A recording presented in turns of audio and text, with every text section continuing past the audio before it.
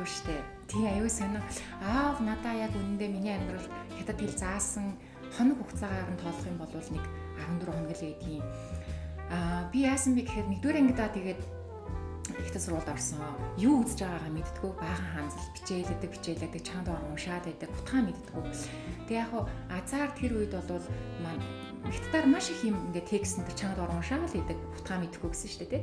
Азар манай тухайн үед намайг нэгдүгээр ангид сурж байхад урд шандун мужид нэг 3 сарын мэргэжил дэвшүүлэх курст суралцсан.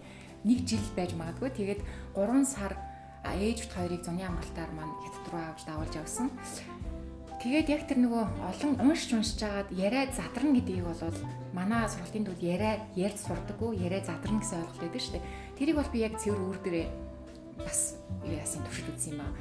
Яасан гэхээр эхний дөнгөж ингээл бэйжэнд буугаад буудалд орох гэжсэн чинь манай ээж яах вэ? Нөгөө их хүүхд нэгтэд л үзэж байгаа юм чинь нийтлэг одоо Монгол эцэгчүүдийн гаргадаг тэр зангаар л яр за энэ хүнтэй яриадах гээл нэг яриулах гал байдаг шүү дээ, тий. Тэгсэн чинь нөгөөх чинь ярьж чадахгүй юм чинь юу лээ нэг ганц холбодог өгүүлбэр нь би бол монгол хүн, та аль улсын хүн бэ л гэдэг асуулт байсан байхгүй, нэг хоёрхан асуулттай. Тэгэл ярина гэхээр нөгөө хоёр өгүүлбэр л орж ирээд байлдаг.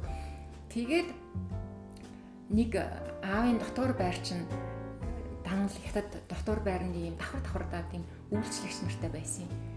Тэгээ аав маань хичээлдээ явчихна, ээж тоор яг үгүй нөгөө дотор байранд нь үлдэнэ. Тэгсэн жил нэг сарын дараа би шулганаад хэлсэн гэж аав ээж маань ярьдаг байхгүй юу. Тэгэхэд би нэг 6-тай байсан юм да. 6-7 үржсэн. Тэгэл өдөөсөө сарын дараа би тэгээ одоо хүртэл бодог. Би яаж татаар ярьж сурсан бэ гэхээр хизээ яг яасан бэ? Ямар үе шат процесс болоод би татаар тэг шулгандаг болсон бэ гэдгийг одоо хүртэл мэддэггүй. Яг өөрөө ирэхгүй ингээд задардаг юм билээ яриа гэдэг зүйл. Тэгээд нөгөө байнга сонсоод чих тасцсан хүмүүстэй харилцаад ирж байгаа юм яхаа дараагийн шат нь бол кино үзэж эхэлж байгаа юм л да. Тэгээд манай аав тухайн үед орой ингээл кино үзэж байгаа бид тэгээд оройдоо хиттийн телевизээр гарч байгаа кино үзээд аав маань орчуулж өгдөг байж байгаа ээжэд. Тэгээд хажууд нь би суугаа сонсон шүү дээ. Тэгээд заримдаа аав энэ төр ажилдаа болсон үед нөгөө киноныхаа ангийг таслалгүй би орчуулж өгдөг болсон. Өөрийн мэдлэгүүд бас би орчуулж өгдөг болсон байсан.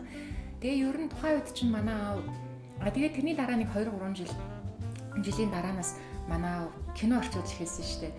Тэгээд Монголд ч ирсэн байсан. Би одоо нэг 3-4 дугаар анги байсан юм уу да. Тэгээд аав маань урагшаа явчаад нэг орчуулах киногоо авцарчаад өөрөө бас ажилдаа төрөлтэй хүн чинь яаж л энэ гоё кино байна уу үгүй нэг үзээс авах юу гэдэг гэхээр бэлгүүний энийг үзчихээрээ тэгээд орчуулах үгүй надад хэлээрэй гэдэг. Тэгээл нөгөөдхийн би өдөрчин шүнжин ингээл суугаад үзээл тэнд чинь манай имээдээ үеэлэгч нартаа ээжтэй ингээл бүгдэнд нь орчуулаад ингээл тэгэл жоохон залхаараа нөгөөд чинь дуурахгүй. Тэгэл нөгөө хүмүүс чинь за юу гэж гэл ингээл хэлдэг. Энэ сүмүкүнтэй кино чи юу лээ?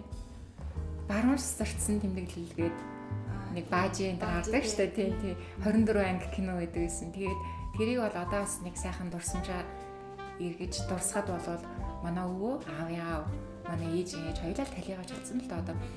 Гэхдээ энэ хоёр буурал маань манад ирээд тэгээ өө маань ирэхээрээ дандаа алив нэг үгүн тавиадах гэлдэг. Тэгээд нөгөө хоёр чинь яг нэг дор манад ирж таарвал хоёулаа суучаалаа. Би орчоод өгчин. Тэгээд тэрийг бол дахин зөндөө хөөдсөн. Ер нь ингэж л би хятад талыг ер нь их нэлээд өндөр түвшинд эзэмсэн шүү. Тэгээ ингэж үзсний гавьяанд бол би дөрмийн алдаатай ярьдаггүй. Яг нөгөө хятадаар сэтгэж ярина гэдэг шүү дээ. Яг тэгж бол сурсан.